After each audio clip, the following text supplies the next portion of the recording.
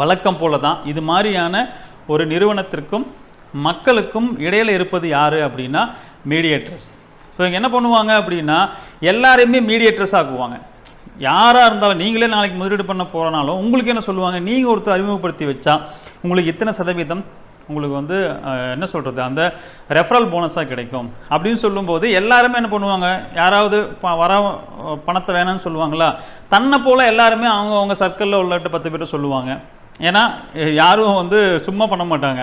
உங்களுக்கு ஒரு பெனிஃபிட் இருக்குங்கும் போது தானாக போய் எல்லாத்தையும் சொல்லுவாங்க. நம்மளுடைய பழக்கம் என்னென்னா லாபம் ஒன்று வருது அப்படின்னா தனக்கு இது வெளியே சொன்னால் நான் அப்படி லாபம் சம்பாதிக்கிறேங்கிறது எல்லாத்துக்கும் தெரிஞ்சிடும்னு யாரையும் சொல்ல மாட்டாங்க.